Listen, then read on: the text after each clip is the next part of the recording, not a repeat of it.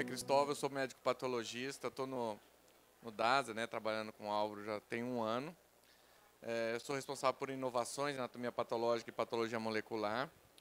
E eu acho que a gente está vivendo um momento realmente muito importante, porque acho que o mercado acordou que a patologia é uma especialidade importante, né? Não só o Álvaro, o DASA, né, começaram a investir mais em patologia, em trazer gente qualificada, mais qualificada. A gente está montando um time cada vez melhor, que é uma especialidade que se faz por pessoa. A gente não tem máquina aqui que faz exame, né? A anatomia patológica é uma coisa totalmente artesanal, desde a hora da macro até a leitura das lâminas, né? Esse ano foi feito um investimento enorme de quase 16 milhões de reais para a gente fazer toda a patologia digital, porque uma das dificuldades que a gente tem hoje no mercado é acesso ao patologista, né? A gente tem muito pouco patologista no mercado. E junto com essa estratégia de fazer patologia digital, por quê, né? A gente tem uma estratégia diferente também de cada vez mais entrar em hospitais, porque é onde está a patologia complexa, onde vão nascer as amostras que vão gerar testes moleculares para a gente predizer resposta ou indicar tratamento, né? Então, com essa estratégia, cada vez mais a gente vai ficar menos nos laboratórios e cada vez mais dentro do hospital, como era antigamente, né? Há 20, 30 anos atrás, cada hospital tinha o seu pequeno laboratório, ou os maiores hospitais de cada cidade tinham um laboratório de patologia dentro, e que fazia parte daquele corpo clínico, né? O médico, quando queria, descia, conversava, e depois, com o aumento do volume, as modificações, os laboratórios saíram de dentro dos hospitais. E aí começou a dificultar muito o relacionamento, porque o médico não quer ligar para uma central, ele quer ligar para o celular de quem está fazendo o exame, né? Então, com esse intuito que a gente está montando, a gente está estruturando agora, é uma coisa que chama NAP, que é o Núcleo de Atendimento da Patologia, que nada mais é do que, junto da sala dos patologistas, a gente vai ter as pessoas que vão trilhar para não saber com quem está o caso, e a gente vai conseguir falar com os clientes. A gente tem um pouco de dificuldade, principalmente com o pessoal do apoio, do Álvaro, porque muitas vezes a gente recebe as requisições sem um contato, sem o telefone do médico, né? E muitas vezes a gente tenta achar no Google ou o que for, mas muitas vezes a gente não consegue falar.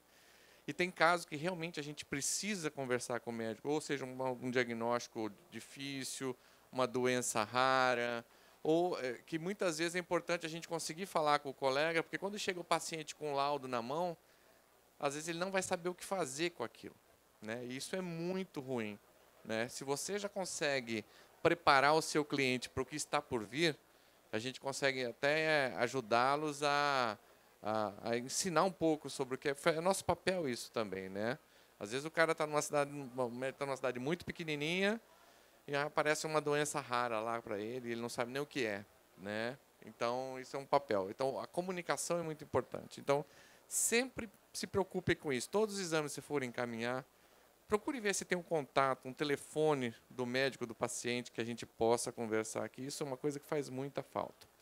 Quando a gente vai falar de anatomia patológica, o principal, lógico, o exame anatomopatológico é o coração de tudo, né? Mas isso todo mundo sabe. E dentro do exame anatomopatológico, a gente tem que dar uma quantidade enorme de informações, principalmente quando a gente fala em oncologia, né? Que a gente tem que falar o tumor, se é maligno ou não é, e qual é o tipo, qual o subtipo, dar o estadiamento, falar de fatores prognósticos, ou seja, quais alterações eu consigo ver naquela lâmina que fala que aquele tumor é agressivo ou não.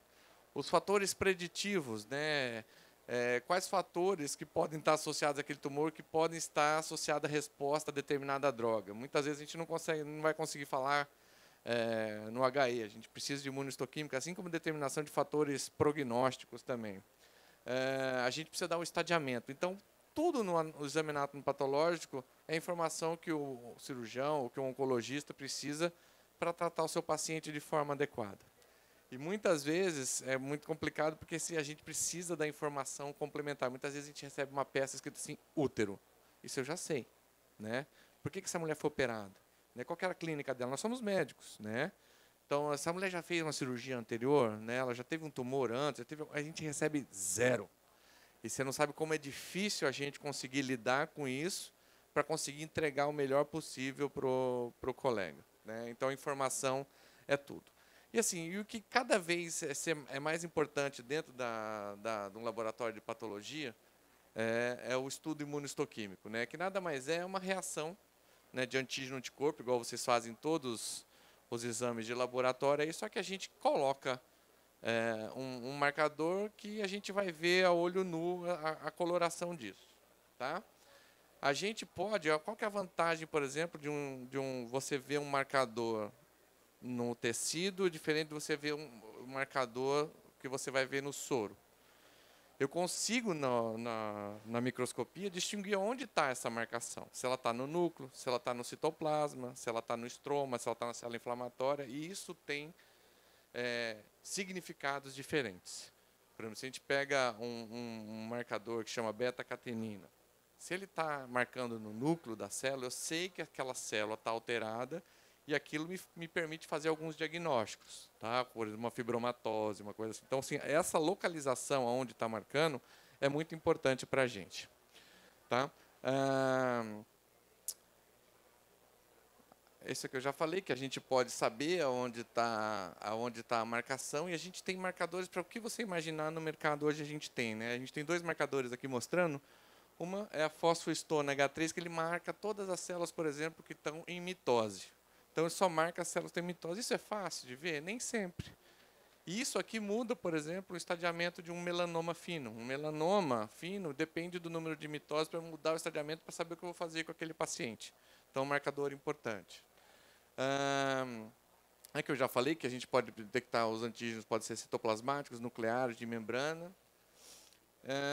A gente pode fazer reações combinadas, né? A gente pode usar dois marcadores, principalmente hemato é muito interessante, porque às vezes a gente tem um linfoma que você não sabe se aquela mesma célula está coexpressando mais de um marcador, isso é importante. E outra coisa que é importante também, de ter mais de uma marcação na mesma célula, é para economia de tecido. Por exemplo, o paciente que tem um câncer de pulmão, ele vai fazer uma biópsia guiada por tomografia. Então, todo mundo, não sei se vocês já viram isso, o quão difícil é fazer uma biópsia guiada por tomografia. Primeiro, o acesso, né? Depois, o tamanho do fragmento que você vai ter, que é um fragmento extremamente pequeno. E com aquele fragmento, você tem que falar a histologia, você tem que fazer exame imuno para definir se é um carcinoma epidermoide ou se é um adenocarcinoma, porque dependendo do que for, a gente tem um monte de outros testes para fazer. E ainda tem a biologia molecular para fazer com um fragmento que mede 1,5 centímetro de comprimento e 1 milímetro de diâmetro. Então, isso ajuda muito a gente a poupar, né? Aqui é um caso de próstata que você vê que o núcleo está marcado com P63, o citoplasma com CK56. Então, essa é a imuno que a gente mais faz em próstata. Porque uma das características do câncer de próstata é perder essas células aqui, que são chamadas células basais. Então, quando a gente está com dúvida, e você vê no laudo lá, a ZAP, proliferação atípica de pequenos ácidos, é imuno que a gente faz esse painelzinho aqui. Porque se a gente não vê essa célula basal, isso é carcinoma. Se a gente vê a célula basal, isso é uma próstata normal. Aqui o pulmão, marcando o núcleo, marcando o TTF e o citoplasma marcando na piscina. São dois marcadores de adenocarcinoma de pulmão. Então, quando eu vejo isso, eu consigo falar que a mesma célula está marcando os dois, que isso é um típico de adenocarcinoma de pulmão. Linfoma, marcando o CD20, que é marcador de linfócito B, e aqui marcador de linfócito T. E só que o que aconteceu? Até pouco tempo atrás, a gente tinha uma dificuldade enorme de fazer muita coisa funcionar, né? Principalmente do material do apoio. Eu vou falar o porquê. Muita gente ainda, até hoje, não usa formol tamponado. E o formol é uma substância ácida. Tá? Então, quanto mais tempo o tecido fica no formol, mais degradado você tem o DNA. E mais degradado você vai ter a proteína. Numa reação de antígeno-anticorpo, que a gente tem aqui na imunohistoquímica, a proteína. A proteína demora mais para degradar do que o DNA, por exemplo. Então, assim, às vezes eu tenho um caso que ele vai funcionar bem em imunohistoquímica, só quando eu preciso de ir além, de fazer um teste de Fischer, de hibridização in situ, por exemplo, ou fazer um teste de sequenciamento, aquele DNA está ruim. Não vai funcionar, o PCR não vai amplificar. Isso é culpa de quem? Lá da ponta. Então, a gente tem que se preocupar sempre usar formol tamponado e o mais rápido possível esse material chegar no laboratório. tá bom? Então, como é que eles fizeram para a gente conseguir ver mais, cada vez melhor esses sinais? A primeira coisa é uma etapa que chama-se recuperação antigênica. A gente tem que aquecer o tecido, né? Quando eu aqueço esse tecido, eu quebro as ligações de formal causa e começo a expressar a proteína. Essa é a primeira coisa. E depois, para a reação funcionar bem, a gente usa como se fosse o que a gente chama de polímero. Então, é como se fosse uma fita, onde aqui eu tenho o anticorpo primário que eu quero, né?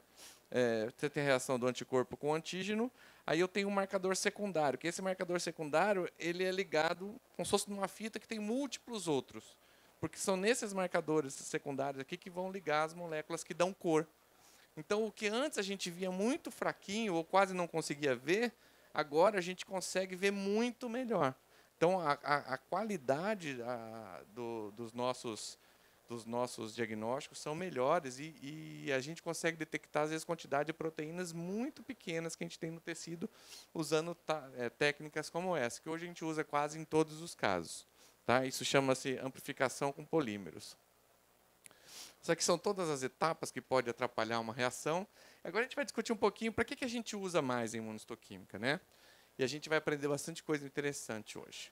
Primeiro, a gente precisa definir, muitas vezes, a gente define a histogênese da neoplasia. Às vezes tem um tumor pouco diferencial demais, você não sabe nem falar se aquilo é um linfoma, né, que é um tumor maligno dos linfócitos, né, das células linfóides, se aquilo é um carcinoma, que é um tumor maligno das células epiteliais, ou se aquilo é um sarcoma, que é um tumor maligno das células mesenquimais, né? Então, tudo aquilo que dá origem à gordura, a fibroblasto, a nervo, a vaso, todos os tumores malignos dessas células são determinados de sarcomas, tá bom?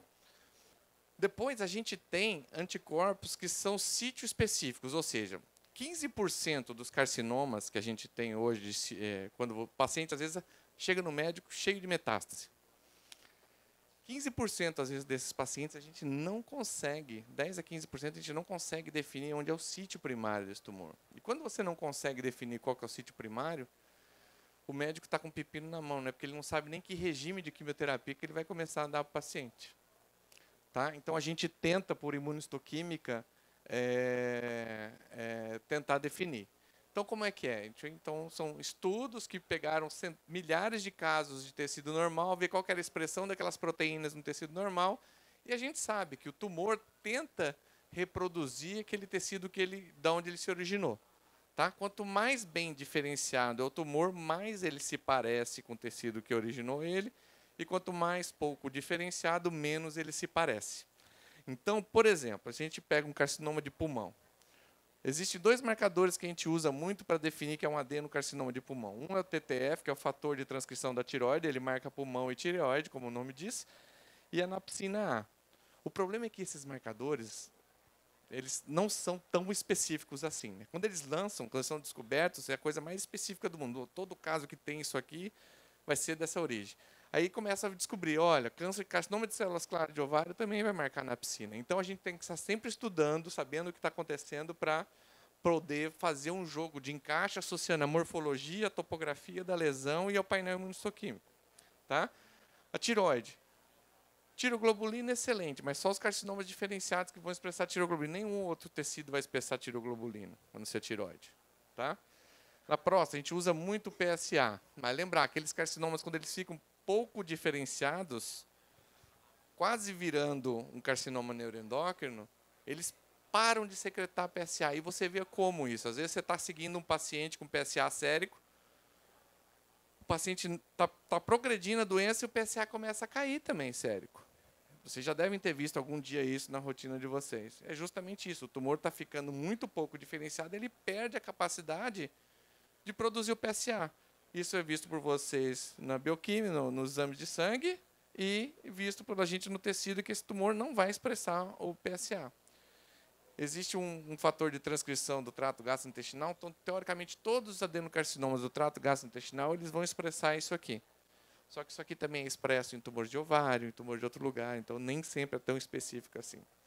Esse aqui é um marcador de origem milleriana. Então, se eu acho um adenocarcinoma, ele marcou o PAX8, eu falo assim, olha, esse tumor ou deve ser de endométrio, ou ele deve ser de ovário. Então, esse é um marcador legal que eu dirijo, cara, ó, é causa ginecológica. Procura aí embaixo, que o tumor veio daí, né? E a gente tem alguns marcadores também para carcinoma de células renais. Mas, lembrando, isso sempre é um quebra-cabeça. A gente tem que ter história, saber a topografia exata da lesão, e a gente usa a morfologia com a imunistoquímica para tentar ajudar o médico. Tá? Às vezes a gente não consegue. Por exemplo, se você pegar os tumores que são originários do pâncreas, ou do fígado, ou do estômago, eles têm o painel imunistoquímico, a expressão muito parecida. Por isso que você vai receber um laudo como painel do trato digestivo alto, um adenocarcinoma, provável origem estômago, vias biliopancreáticas, porque não tem como diferenciar. Uma outra utilização bem legal é a definição de terapia adjuvante em câncer coloretal. Hoje, eu vou explicar uma coisa para vocês que é bem bacana, que é a instabilidade de microsatélites. Não sei se vocês já ouviram falar disso. Né? A gente tem aquele fator de transcrição intestinal também que é legal, e uma coisa que chama brotamentos tumorais, que a gente vai ver já já o que é isso. O que acontece? Microsatélites são sequências repetitivas que a gente tem no nosso DNA.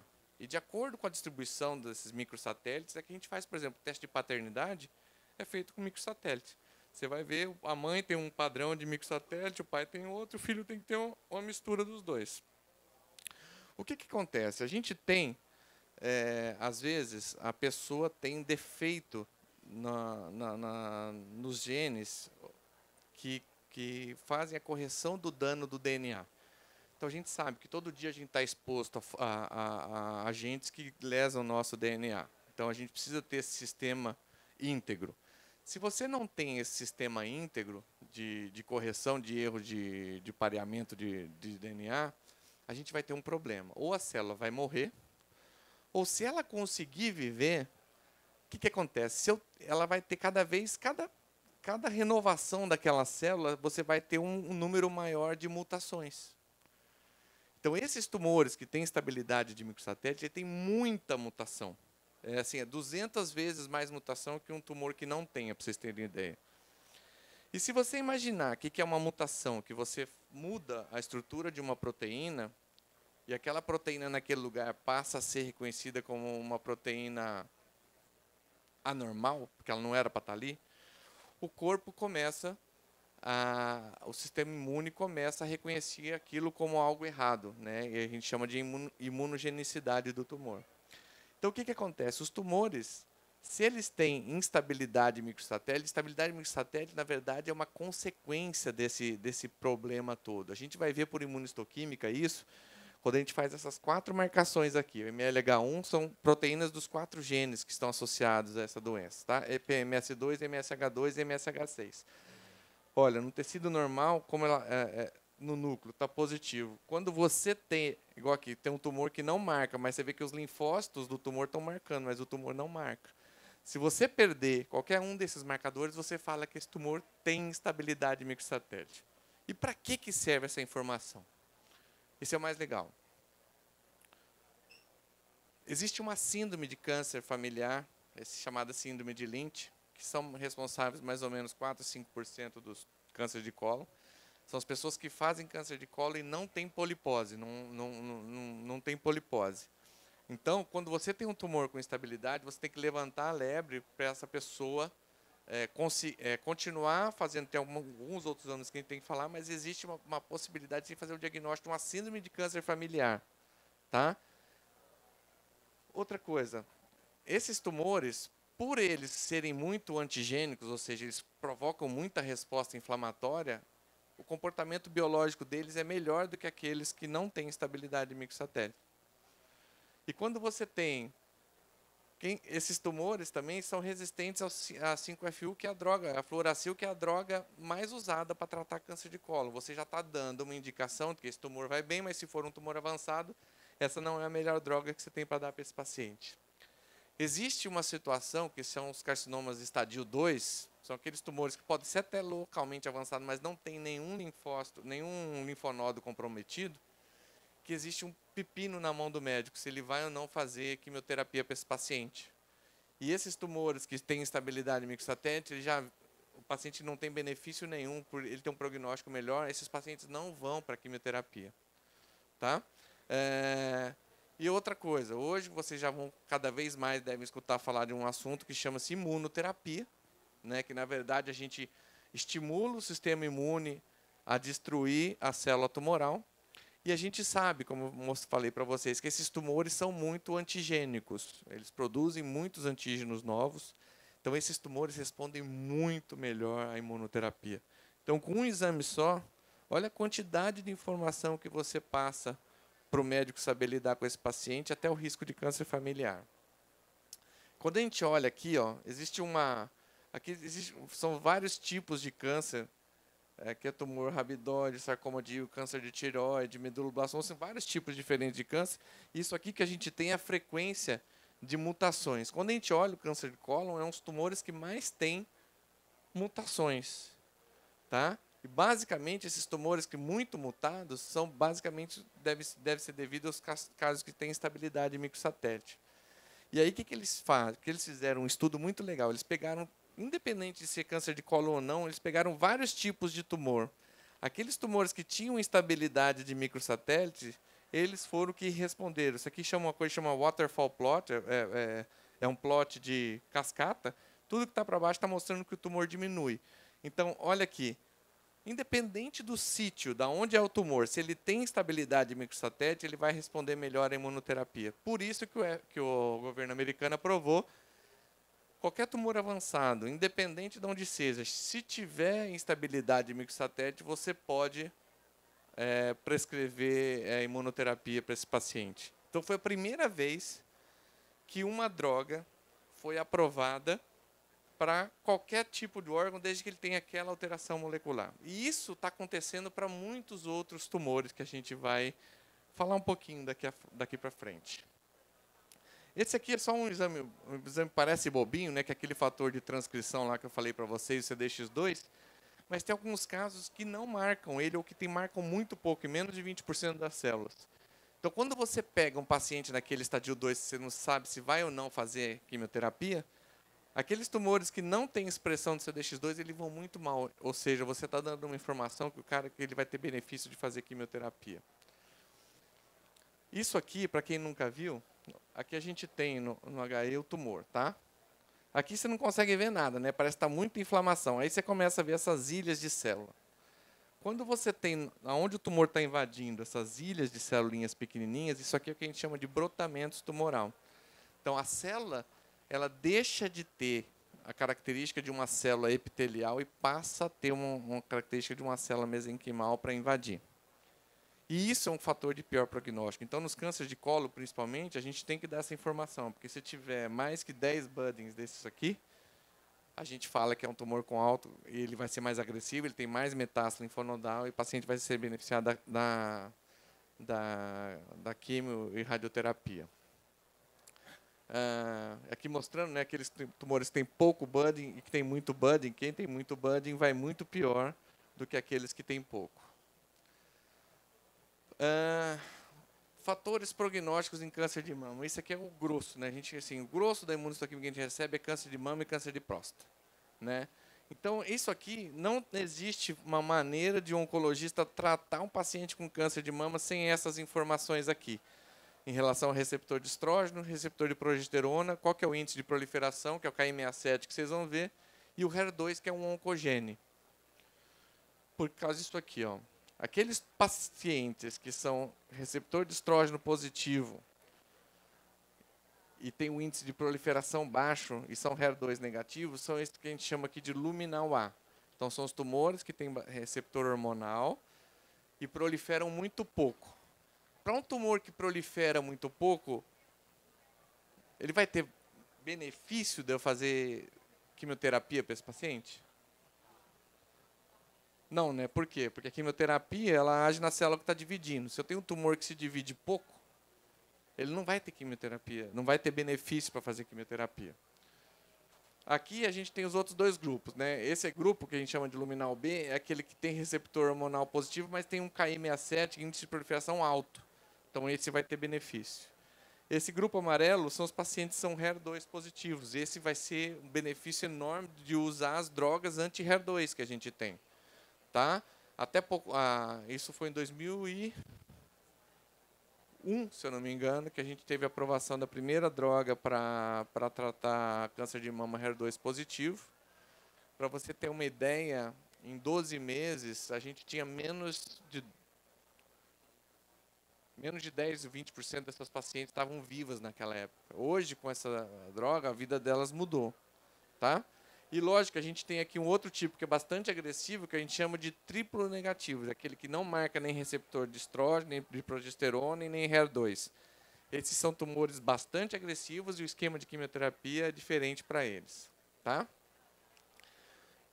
Quando a gente fala do HER2, por que é importante eu saber o status do HER2 do tumor? Primeiro, porque o tumor HER2 positivo ele tem pior prognóstico, ele tem menor sobrevida de livre de doença e eu dou informação ou não se o paciente pode tomar uma dessas drogas, que são drogas que inibem o HER2, tá? E isso são 20% dos cânceres de mama são HER2 positivo. É muita coisa. Só para vocês terem ideia, no Brasil, ano passado, a gente teve algo em torno de 60 mil casos novos de câncer de mama. É muita gente, tá? Isso foi o que aconteceu quando surgiu essa primeira droga, que é o trastuzumab. Olha que engraçado, quando você dava a droga, que é o taxano, né, que é o paclitaxel, comparado com o paclitaxel e trastuzumab. Olha a diferença de curva. Se a gente pegar aqui, ó, a sobrevida livre de progressão em 10 meses, olha que é menos, deve ser uns 7% aqui.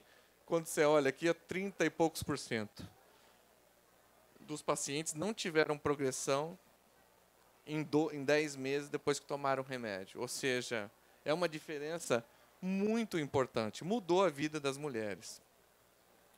E aí, há pouco tempo atrás, quando caiu a patente desse remédio, eles lançaram outro remédio que chama pertuzumab. E fizeram um estudo muito legal, mostrando que as mulheres que usavam o pertuzumab com trastuzumab, ele aumentava ainda mais a sobrevida livre de progressão e a sobrevida global dessas pacientes, mostrando que teve um benefício de quase 16 meses de vida quando comparado àquele outro tratamento lá atrás que eu mostrei que já tinha mudado bastante a vida dessas mulheres.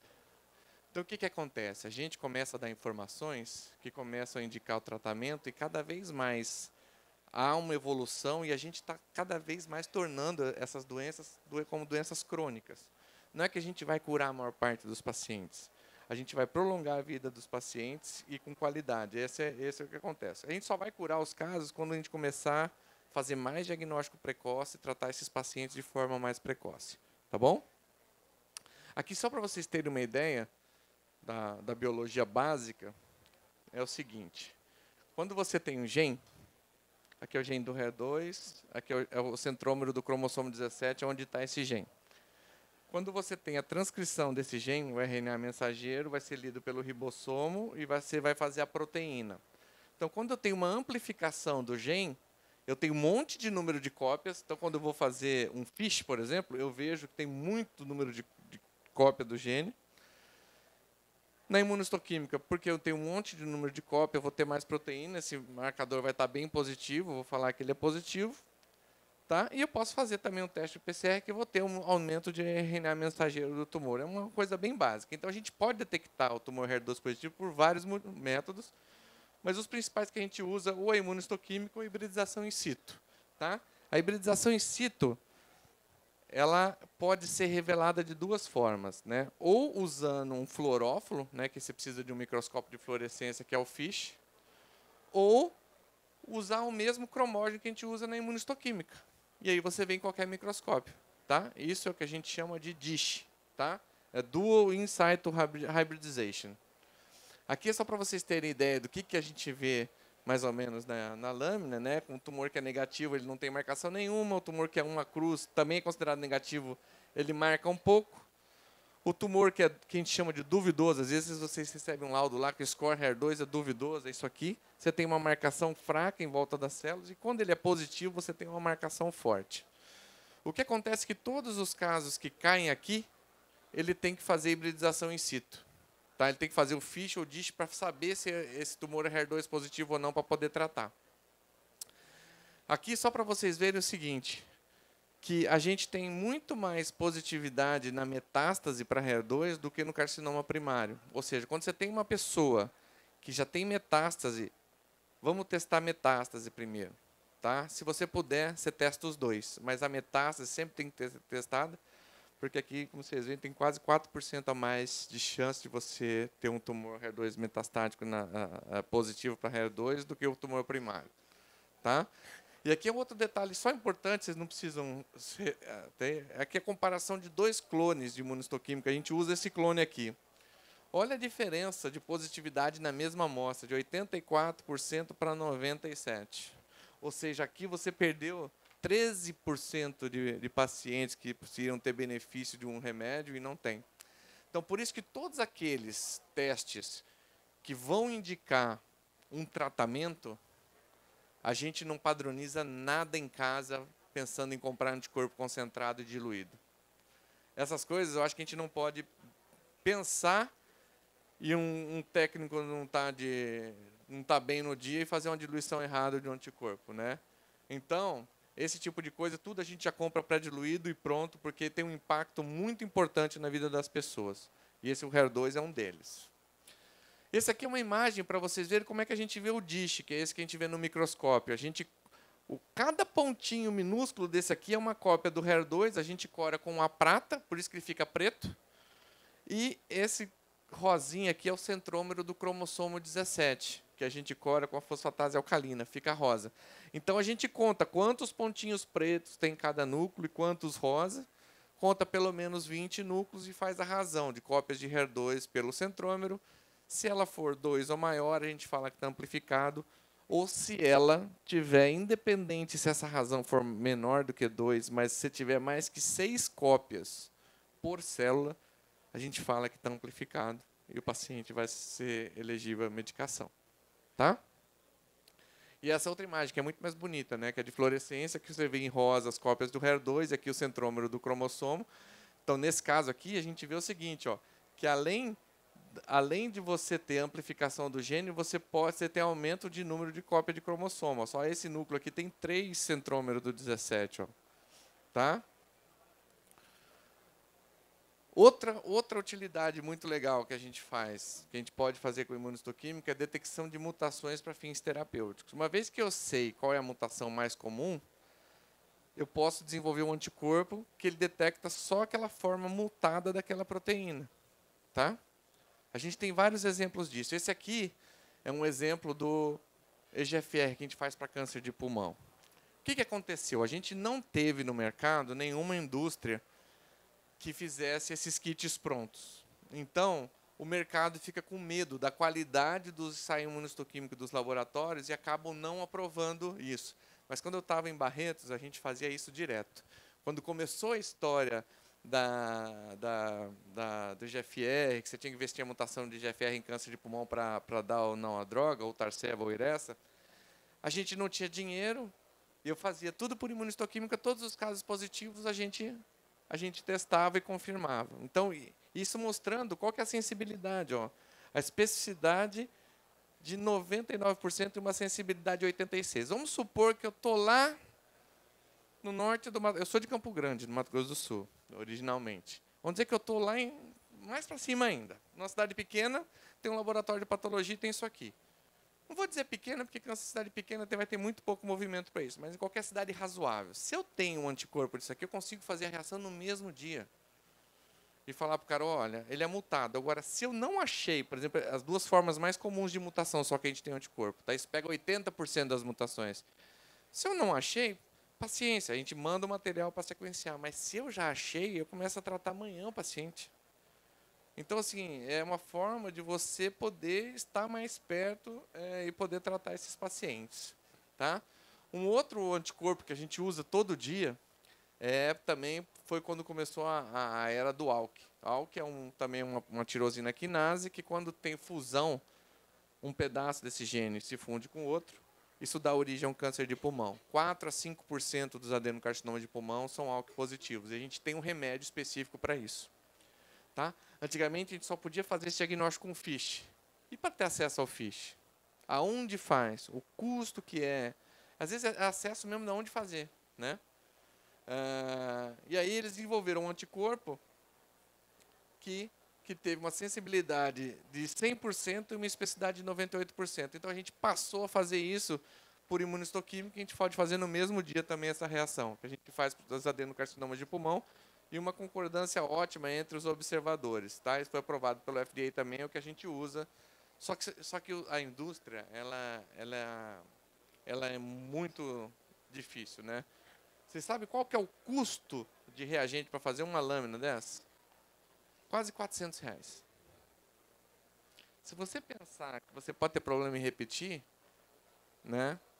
Então, assim, eles fazem um preço que é exorbitante, que é difícil até de você... O que seria um método para você popularizar e dar acesso para todo mundo, eles restringem com um preço que não tem justificativa, porque tudo é um monopólio de uma mesma empresa, né? Se você pensar que há um tempo atrás a gente usava um anticorpo para ver a mutação do BRAF para melanoma, a gente fazia muito isso lá em Barretos também. Aí, o preço do anticorpo eu fazia na imunistoquímica era o dobro do que eu fazia o PCR. Entendeu? Então, justamente, as empresas acabam, às vezes, fazendo aquisições para não popularizar alguns métodos para beneficiar outros. Isso aqui é o que vai acontecer no começo do ano que vem. A Bayer vai aprovar uma droga no Brasil, que é o inibidor de um tirosina quinase que chama NTRK. É um gene que chama, são três genes, NTRK 1, 2 e 3. E aí esse trabalho foi publicado ano passado, mostrando que você consegue fazer por imunistoquímica diagnóstico disso.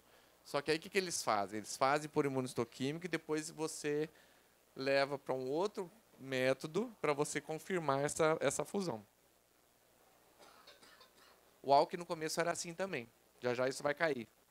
Vai ser tudo por imuno. Porque o ALK também, quando eu estava em Barretos, há muito tempo atrás, quando começou essa história do ALK, eu comprei o anticorpo e todos os casos de pulmão eu fazia. O caso que era positivo, eu fazia o FISH, que o FISH era caro e confirmava 100% dos casos. Aqui vai ser a mesma coisa, só que esse tipo de alteração pode estar em diversos tipos diferentes de câncer. Então, teoricamente, todo tumor você vai ter que testar. Bom, se você começar a pensar, há pouco foi aprovado o tratamento para câncer de pulmão que tem mutação de BRAF, que era um gene que a gente só tratava quando era melanoma. E o mesmo esquema que a gente trata melanoma.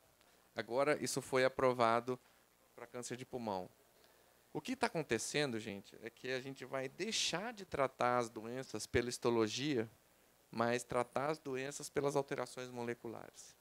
E se a gente começar a pensar dessa forma, o que acontece?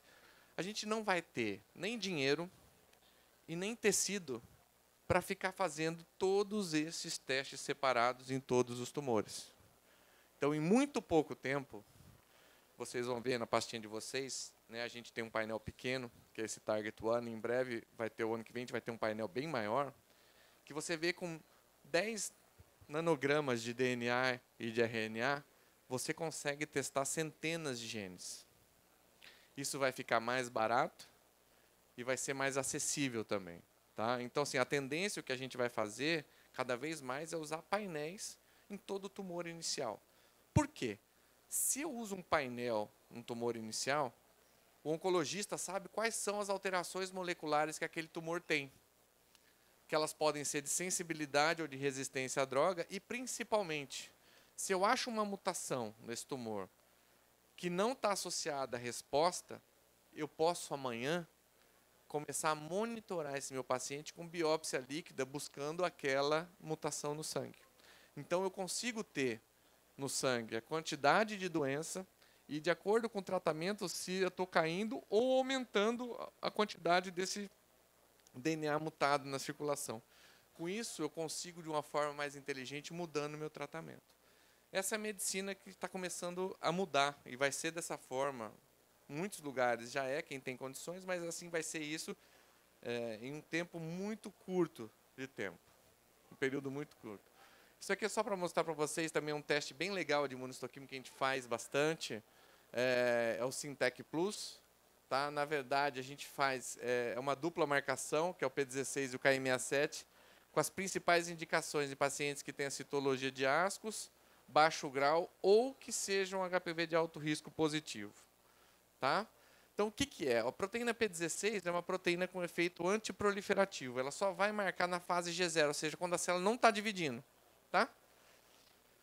Ao contrário, como a gente já falou, o Ki67 é uma proteína com efeito proliferativo, ou seja, só marca quando a célula está na fase de divisão e fase de mitose, e não na fase G0. Poxa, como é que eu tenho uma mesma célula marcando o P16, que só marca quando ela está na fase G0, e o Ki67, que só marca quando ela está dividindo? Né? Isso mostra o quê? Eu consigo ver a olho nu que a célula está com a maquinaria toda bagunçada. E isso é um reflexo indireto da alteração do HPV na célula.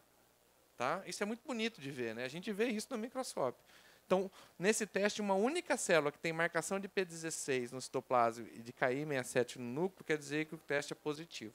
E qual que é a implicação de ter esse teste positivo? A gente tem um problema no dia a dia. As pacientes que têm citologia de ascos, até 22% delas, na verdade, têm lesão de alto grau. E os pacientes que têm uma citologia de lesão de baixo grau, até 30% dessas pacientes já podem ter lesão de alto grau, na verdade. Então, a gente tem um grande dilema, né? É saber como é que a gente vai alertar quem está conduzindo aquele caso, o que deve ser feito com essa paciente. Porque se você for pelas algumas diretrizes, não manda nem fazer colposcopia. Por exemplo, ascos, baixo grau, não manda ir para colposcopia. E a gente sabe que muitas vezes as mulheres só vão no médico, ou só vai fazer um Papa Nicolau, quando ela está com uma infecção, geralmente, né? Que é o pior momento possível para se fazer um Papa Nicolau. Né? O que a gente pega. Aquela citologia cheia de neutrófilo. Então, esse exame vem ajudar isso. Ele vem ajudar, assim, quem são as pacientes que eu tenho que investigar melhor, que são maior probabilidade de ter uma lesão de alto grau. Isso aqui é uma tese que eu orientei lá em Barretos, o Júlio, que a gente fez 200 pacientes só. 96 ascos, 8% dessas pacientes que tinham citologia de ascos e foram positiva, quando foi a colposcopia, a biópsia, tinham lesão de alto grau. Tinham NIC2 ou mais. E das 105 pacientes que tinham citologia de baixo grau, 22%. Ou seja, num esquema normal, boa parte dessas pacientes iam ser perdidas. Tá? E lembrando o seguinte, ó, quando a gente compara o teste de HPV, né, que a gente fez o COBAS, com o Sintec, lembrar que as mulheres de menos de 30 anos têm uma vida sexual muito mais ativa. Tá? Então, elas têm muito mais HPV do que têm doença. Então, esse teste teve uma acurácia muito melhor do que comparado com o teste de HPV para indicar doença, principalmente nesses pacientes mais jovens. Tá? Nem todo mundo que tem HPV positivo, ele tem lesão. Tá? Mas, principalmente para essa população abaixo de 30 anos, esse teste foi muito melhor do que o teste de HPV.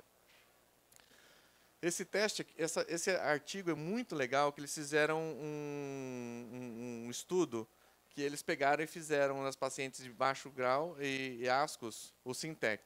Olha que interessante. Dos 575 pacientes que tinham ascos e foram Sintec positivo, 16% tinham NIC2 ou mais, e das de baixo grau, 30% tinham NIC2 ou mais. E aqui que é o mais legal. Esse estudo, eles pegaram as mulheres com mais de 30 anos, que tinham Papa Nicolau negativo, e fizeram o Sintec, essa imunohistoquímica nessas mulheres. 25% dessas mulheres tiveram a citologia positiva. E desses 25%, 31% tinham lesão de alto grau, com Papa Nicolau negativo e HPV de alto risco positivo. Tá? Então, é uma combinação. A gente não pode, a gente ainda está no tempo de pensar só no Papa Nicolau. Não pode.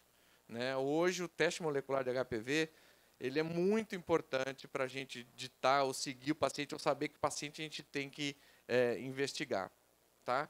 No resumo, isso aqui, quase 10%, 8% das mulheres com mais de 30 anos que tinham citologia normal e HPV de alto risco positivo já tinham lesão de alto grau, que não tinham sido diagnosticadas. Lembrar que a citologia é um diagnóstico, é um teste que tem uma especificidade muito alta, quase 100%. Quando eu falo que tem lesão, tá? Mas a sensibilidade dela é em torno dos 40%. Ainda depende do observador que tá tendo. E uma outra coisa que é muito legal, que durante esse trabalho a gente pôde ver, quando você faz imunohistoquímica, ele começa a marcar as células atípicas, quando você coloca a lâmina, você já vê essas células fácil. E outra coisa, às vezes você tinha confundido essas células atípicas com outras células que você achava que eram células inflamatórias ou coisa assim. Tá? Uma outra coisa que é importante é o seguinte, o Dude, que confundiu aqui, que trabalha com a gente também, fez um estudo lá na FOSP, e que fez o seguinte, as pessoas colhiam Papa Nicolau e faziam também um teste de HPV de alto risco. Então, já chegava no citotécnico falando se era HPV de alto risco positivo ou não. Sabe qual foi a diferença de detecção de lesão quando a informação de HPV de alto risco chegava para a pessoa que estava vendo a lâmina? Aumentou em quase 60% a detecção de casos. Isso por quê? Porque se eu falo para você, ou a sua mãe fala, olha, cuidado para não passar naquela rua ali, porque ali tem uns bandidinhos que gostam de assaltar e te pegar. O que você vai fazer?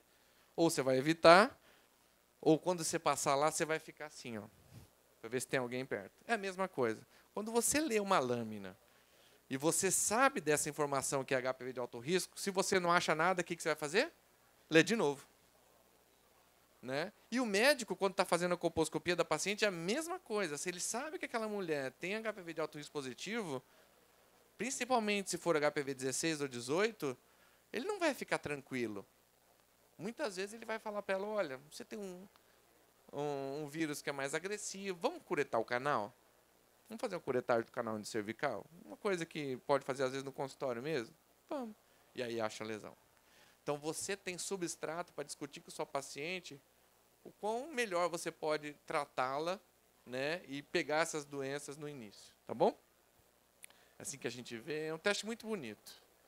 Então, se a gente pensar que colocar o Sintec no screening, se começando da citologia, seria toda vez que fizesse ASCII-US e baixo grau, a gente faz o Sintec. Se positivo é para colposcopia. Agora, lógico, se você vê um RAICIL, ele vai direto para colposcopia. Quando você começa a fazer o screening com teste de HPV, isso aqui é o esquema americano, viu, gente? 16 e 18, por ser mais agressivo, ele vai direto para a colposcopia. Se ele tem algum dos outros tipos de HPV de alto risco positivo, você faz o Sintec e você estratifica. Se ele for negativo, você pode deixar a mulher tranquila. Se ele for positivo, essa mulher vai para a colposcopia. A diferença, sabe o que é? É o seguinte, nos Estados Unidos, uma colposcopia custa $400. Tá? No Brasil, o convênio paga R$15, R$20. Só que, de novo, igual eu falei para vocês, mesmo o cara ganhando R$20 para fazer uma colposcopia, se a paciente chega lá e falando assim, olha, tem HPV de alto risco e tem um Sintec positivo, ele vai gastar o tempo para fazer a colposcopia de 3, 4 pacientes para procurar melhor. Tá? Então, é uma forma da gente poder alertar melhor o quão cuidado você deve ter com esses pacientes. Tá? A gente faz muito isso aqui também, que é a hibridização in situ para HPV. Então, às vezes, faz uma biópsia, tem dúvida ou não se é uma lesão HPV associada. A gente faz muito hibridização. A gente tem para alto e baixo risco. Isso ajuda muito no diagnóstico. Não vou ficar falando, porque acho que já falei demais. E, por último, eu queria mostrar só uma coisa para vocês, que é uma mudança de paradigma aqui, que é da imunoterapia, e que a gente deixa a célula tumoral como alvo e passa a ter o sistema imune como alvo. Que a gente quer estimular o sistema imune a destruir a célula tumoral. Tá? O que acontece? Quando você tem um tumor é um corpo estranho. Tá? O linfócito T, CD8 positivo, ele chega lá para matar a célula tumoral. Só que o que acontece? A célula tumoral tão inteligente, ela começa a expressar um antígeno na superfície que chama PDL1. E o linfócito tem o receptor do PD1. E ele começa, quando ele se liga o PD1 com o PDL1, ele começa, não, essa é uma célula boa, é uma célula amiga. Aí ele não destrói o tumor, e o tumor cresce. Agora, quando você bloqueia essa conversa aqui, ó, você estimula a célula imune a ir lá e matar a célula tumoral. Só que tem que lembrar que esse esquema do PD1, PDL1, isso é importante para a homeostase do sistema imunológico do corpo inteiro. Então, quais são as complicações da imunoterapia? A autoimunidade, né? Então, o paciente começa a ter pneumonite, a ter colite, a ter hipofisite. Então, o manejo desses pacientes é muito mais complexo. Mas o grande coisa é assim, esse aqui é uma imunohistoquímica para PDL1 no câncer de pulmão. Quando ele tem mais de 50% das células marcando, eu já tenho indicação de primeira linha de câncer de pulmão fazer imunoterapia e não quimioterapia. Tá? Aqui é o que eu falei para vocês, a gente tem os receptores que ativam e os que inibem o sistema imune. Tá? Aqui a gente está só no comecinho, porque a gente tem droga para esses dois aqui, para o CTLA4 e o PD1, mas tem muitos outros ainda por vir que a gente tem que desenvolver droga e ver como é que a gente vai lidar com esses tumores. Lógico que a imunohistoquímica ajuda muito a gente fazer isso em casa, mas o final é isso aqui, gente. Olha, só para vocês verem o que é o resultado de um tumor que tem mais de 50% de expressão de PDL1 que a gente vê por imunohistoquímica comparado com a quimioterapia convencional em primeira linha de câncer do pulmão. Olha a diferença disso aqui. Tá? Então, só que isso exige o quê? Exige tempo, né? Você tem que ser rápido. Câncer de pulmão geralmente é um tumor avançado, a gente tem que dar essa resposta rápido. E é um teste, infelizmente, caro também, mas que a indústria está bancando. Agora já foi aprovado também a gente fazer imunoterapia com quimioterapia concomitante, mostrando melhora também do resultado, independente do PDL1. E agora, por último, também teve um outro marcador que está aparecendo, que a gente não faz na imunohistoquímica, na verdade, que chama TMB, que é Tumor Mutation Burden, ou seja, a quantidade de mutação que tem naquele tumor. Então, independente da instabilidade microsatélite, quanto mais mutações um tumor tem, mais ele vai responder à imunoterapia. E é isso que esse estudo mostrou, que quando os pacientes têm mais de 10 mutações por megabase sequenciada, esse é o resultado, você associando o anti-CTLA4 e o anti-PDL1, comparado com a quimioterapia convencional. Aqui são os testes que a gente tem no mercado, né? Na verdade, o que a gente tem é esse teste 22C3, que é para o pembrolizumab, que é a droga da MSD, e esse teste aqui, que é o SP263, que a gente usa para qualquer coisa também. A gente tem uma quantidade enorme de anticorpos, a gente tem todas as plataformas disponíveis no mercado, no nosso laboratório, para poder atender todos os clientes e todas as necessidades de Companion Diagnostics. E eu acho que é só. Que horas são, hein? Eu já falei demais, não? 3 horas? Querem ouvir falar disso aqui ou não? Hã? Então vou falar. Rapidinho. É o último exame. Isso aqui é o exame que a gente vai lançar semana que vem, na Jornada Paulista de Mastologia, que chama-se EndoPredict. Lembra quando eu mostrei para vocês os tipos moleculares de câncer de pulmão, de mama? O que acontece é que quando você faz esse estudo, um terço dessas, 20% dessas mulheres são HER2 positivo, ou seja, elas têm que ir para a quimio. Um terço dessas mulheres quase já são tumores agressivos, que a gente sabe que tem um KI67 alto, elas vão ter que ir para a quimio. Agora, quase mais ou menos 65% das mulheres, a gente fica com dúvida ainda de saber qual que é o status, se é um luminal A, qual que é um luminal B, né? Para indicar ou não a quimioterapia. A gente sabe que hoje, quase 60% das mulheres fazem quimioterapia para câncer de mama desnecessariamente. Tá?